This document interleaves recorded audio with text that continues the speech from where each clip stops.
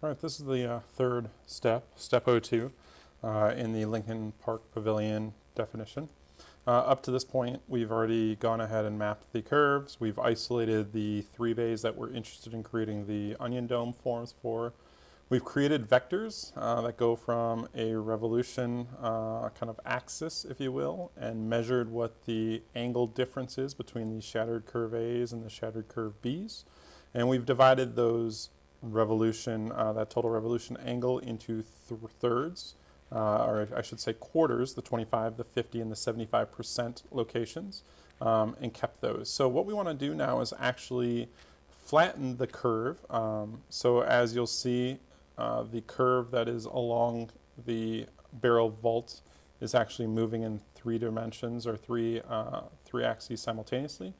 We need to flatten that to start with, and then we need to actually revolve that to those 25, 50, and 75% locations by the degrees that we've set up. So a couple things we want to do is we want to bring down these degrees that we just generated. So the very last component, the cull index component, that's what again holds all those rotation degrees for each individual bay. We want to bring those degrees down.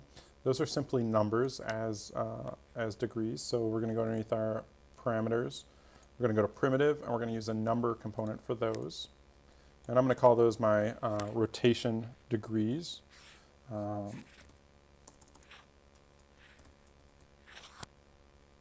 Actually, let's call them rotation angles in degrees. And I'm going to make that a wireless receiver. Whoop, that one. There we go. And we're going to bring that down to the next step. I don't need this panel right now.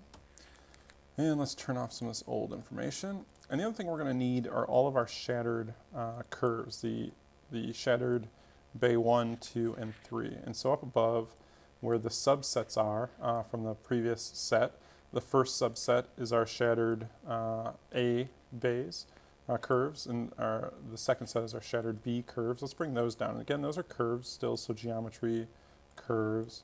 I'm going to call those my shattered curve A's. Again, make those a wireless receiver, and use something similar, but relabel this as B's, and use that one. Okay, and we can turn off those subsets now because we now have them in these wireless receivers down below here. Okay. Okay. So what we need to do is actually do a rotation along an axis. And the axis that we're going to do is actually going to be from the end point of the bays amongst themselves. But we also need to go ahead and flatten these. And to do that, we're going to use a project curve. We need to flatten, just our curve A's. We actually don't need them both, but we're going to do just our curve A's. So let's go ahead and to do that, we're going to use a project onto a plane. And I always forget where this one is. I believe, there it is for you. Okay, it's underneath our transform, and it's under a feed, and then project onto a plane. So there you go, project onto a plane. It's just the basic project, if you will. Okay. So in this scenario, what we want to do is we want to project all the A curves. So the geometry we want to project are all the A curves. Let's run that into the G input. And by default, you'll see it projects it onto the XY plane. Okay? We don't want to project it on an XY plane. We want to project it on a plane that exists for each bay. So it'll be from the end point of each of these bays. So what we want to do is we want to use to create a plane, we're going to go underneath our vector. We have a bunch of options for planes here, okay? But I think one of the best ones that we're going to use is a point and a line, okay? So we want to do a line plus a point. Now the line that we're going to use is the midpoint, or is the shell axes curves. And those are actually one we didn't bring up yet. So if we go back up above the last step, we have our line that is acting as our axis between the individuals. Let's bring those down. Again, those are simple lines or curves, so we're going underneath parameters, geometry, and curves. And we're going to call these our shell axis, or you can call them shells, you can call them domes, whatever you want. but we're going to be our shell axes curves, and we're going to make that a wireless receiver and bring that down below. So that will act as our line. Okay. And then the point that we're going to do is we're going to find the midpoint on each of those. So again, we're going to pull these down just for a second. We want to find the midpoint of this curve. You can do one of two things. You can either put another point on curve, or you can just go back up above and use the same point on curve that's coming off of that same line component. Okay. So we're going to use the points coming from here. So again, geometry, point. And we're going to call these our shell axis curve midpoints. These are getting long titles. But the better you use to describe them, the better off we'll be here in the future. So, uh-oh, that didn't like that. So the line that we gave it, not a big deal. The points that we gave it, it really didn't like that. Oh, sorry. We need to give it 3 points that aren't all on the same axis. We gave it 3 points that are all the same axis because we gave it a line and then the midpoint on that. Actually, what we want to do is we want to find the midpoint of the shattered A curves. Whichever one we're using, we want to use the midpoint of that curve. Okay, so if we're using shattered A curves, we don't want to use the midpoint of the axis. We want to use the midpoint of the shattered A's. So sorry about that. Let's go back up above. This is the midpoint of the shattered A curves. Let's use that. And let's go ahead and say this is shattered A curves midpoints. There. Likes that much better. There we go. Sorry about that. So now you'll see we've created kind of a plane that's on a weird angle that uses the midpoint as an axis and also touches the midpoint of our shattered A curves. Let's use that to project our planes and turn it off, and now you'll see that what you get is a flattened version. It doesn't look much different, but it is flattened. And you can kind of see it pulling away from the surface, say right around here. Okay, but a flattened version of that curve. We don't want to rotate the undulating version because it's going to throw off our loft, if you will. So there it goes. Okay. Now what we want to do is we want to use that geometry and rotate it to all of our rotation degrees angles. Okay. So to do that, we're going to go underneath our transform, Euclidean. We're going to rotate about an axis. The geometry we want to rotate is the projected geometry. The axis we want to rotate about is the shell axis curves. Okay, so we're going to use that guy. And the angle, again, we want to convert this to degrees, so right click and convert to degrees. And each of these degrees is our rotation degrees. Okay, and looks like something isn't quite right. A couple things we've got going on here. All right. So for whatever reason, it seemed to go ahead and put those underneath. And the other thing is they all seem to be mapping in the same exact location. So let's go ahead. Well, first off, we look at our wires and we see that we have kind of multiple lists here, okay, but we only have single lists here.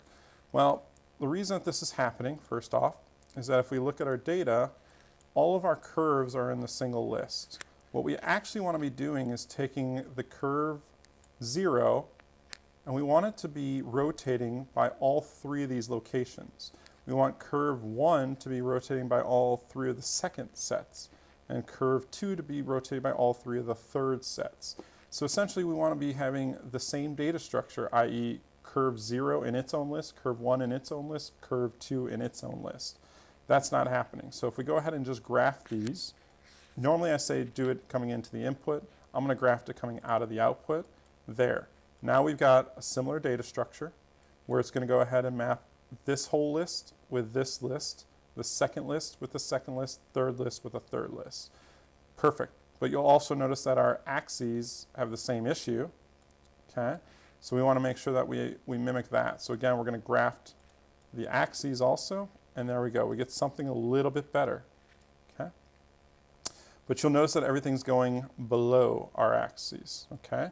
So we need to go ahead and change the rotation angle.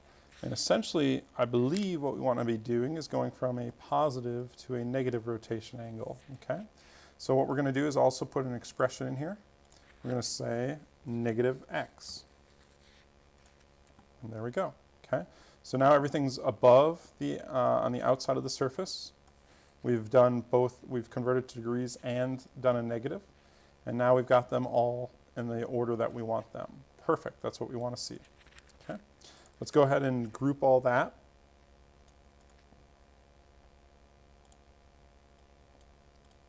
And let's turn off some of this old information. And we just want to be focusing on these final rotations. Okay, good. So now what we want to be doing is we need to create a lofted surface through all three of these things, and through all five of these things. The rotation handles the middle three curves. The shattered curve B's are the final curve, and the shattered curve A's, let's make a copy of that so we don't have to use a different version. That is the first one. Okay, so we want to go ahead and loft all these together. Now, the issue we're going to have is data structure. So if we look at all these data structures, we want to make sure that they're all identical. Okay? And again, you look at these, they're all very, very different. First off, they have different sets and different lists. Okay? Secondly, they have different information up in the top here. Okay? We want to make sure that they have the same structure with the same path on the very tops of these lists.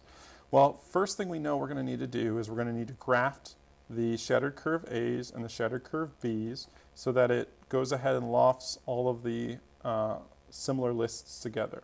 So let's go ahead and start by just right-clicking and grafting, and right-click and graft. And there we go. We're good so far.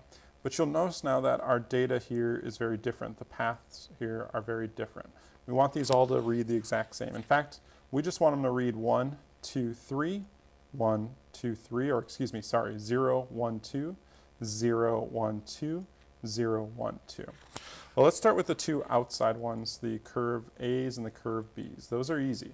Essentially, we just need to eliminate all the unnecessary zeros in front of the last integer. Okay? Same with the last one down here. Two ways we can do this.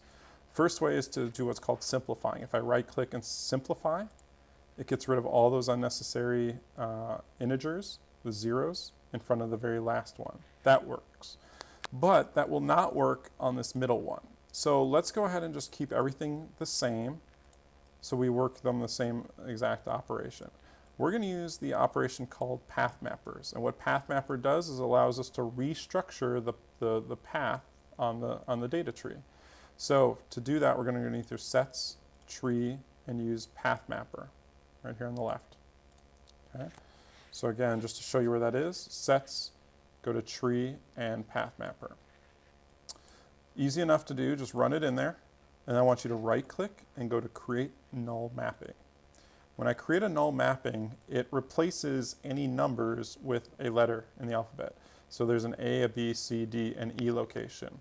And a null mapping means that it takes what it currently is and makes the same configuration as an output. But in the data structure, we really only care about the last integer there. In this scenario, the E location. So what I can do is say, all right, give me A, B, C, D, E as the existing data structure. And I want to replace that and delete everything out of there except for the E. So you should read squiggly bracket, capital E, squiggly bracket. Hit OK. And now run that in, and you'll see it does the same exact operation as the simplify. And you may be asking, okay, well, why don't we just use simplify? Like I said, I just want to keep everything the same exact method right now. So we're going to do the same thing down below. So again, path mapper. We're going to wire it in. And the reason that this is actually really important is because the more you understand about it, simplify only works when it gets rid of unnecessary zeros before the last data structure. You'll notice if we try to simplify, I'll just do this for you, if you try to simplify the middle one, it's not going to get rid of all of them until the last integer because that last integer is all the same. It's going to maintain the last two integers. So again, if I simplify, okay, it maintains the last two integers. Now in this scenario, it happened to work out really well because the last integer was identical. Okay, because these were all the same, it got rid of those also and said, hey, the only thing that's unique is the second one. So that worked out really well. But it's also really important that in case those aren't the same, that we understand how this actually operates. So again, we're going to use the path mapper. We're going to right click, create a null mapping. Okay, and again, in this scenario, we want to keep only the E integer. So I'm going to go double click and delete everything except for the E inside the squiggly bracket. So left squiggly bracket, capital E, right squiggly bracket, hit OK. That becomes my new data structure. Perfect. And last but not least, let's do the middle one. And again, right click, create null. You'll see that this one actually goes all the way to F. But again, we only want to keep the E. So I'm going to delete the F. I'm going to delete everything before the E. So again, all it keeps is the E. And there we go. Now we have the same exact data structure coming through all three of these entities. Now our graph, our lofting options should work just the way we want. We want to go ahead and combine all these things, merge these all into single information. So we're going to go underneath our sets and merge. If you zoom in nice and close, you can add a D3 to that. So we get 3 of them. And just run the first one into D1, the second one into D2, and the third one into D3. It's important the order that you do these. You'll see when I add a D3, a D4 automatically pops up. You can, if you just like to clean that up, you can delete it out of there. But it's important we do this in the right order, that the curve A's go first, then all the rotated versions, and then all the curve B's. Last but not least, we want to loft this. So again, underneath our surface, freeform, and loft, go ahead and wire all those together. You should create your kind of barrel or your onion vaults. Now that's not exactly what we want to do because remember that we want it to create the kind of segmented ones and it's not really segmenting at our curve locations. It looks like it's segmented, really that's just a grasshopper preview. If I go ahead and bake this and put it on just say a layer, it helps if that layer is actually turned on. You'll see there they are, they're perfectly smooth. And that's not what we are looking for in the example. Because again, if we look at our image example, they've got these seams to them, so they're very faceted within there. So what we're going to do is go into our options here, okay? And you'll see that there are loft options, and you can kind of click on these and go, all right, we want normal, loose, straight, uniform, whatever. But there's also a component that is loft options, okay? So if you go and find loft options underneath our surface free form, you'll see right beneath or right to the right of loft is loft options. You'll see that you can control all these independently. And the big one that we're looking for here is the T. The T is the loft type. And in this scenario, what we want to do is we want a very straight loft, number 3. So we're going to run a panel tool. And we're going to put a value of 3 into that. And run that into the T. Again, if you hover over it, you'll see that 0 is normal, 1 is loose, 2 is tight, 3 is straight, 4 is developable, and 5 is uniform. And again, if you've ever lofted in Rhino, you know all those options because they're kind of pop-up options when you're in the middle of your loft. There we go. We can create our loft that way, and that's exactly what we're looking for. Now we've got created the onion dome kind of loft, if you will, with the kind of segments at these 25, 50, and 75 point locations. Last but not least, let's go ahead and I'm going to merge all or group all these. I'm going to group this information together, and I'm actually going to group all of my path mapping because there's enough to talk about in path mapping all by itself. So there, we've got 3 different sets. I'll let you take a moment to annotate what we just did there, but that's the whole kind of exercise for the dome. We got a couple more steps in order to kind of extrude the actual profile shape of the structure here. So we'll see you in a second.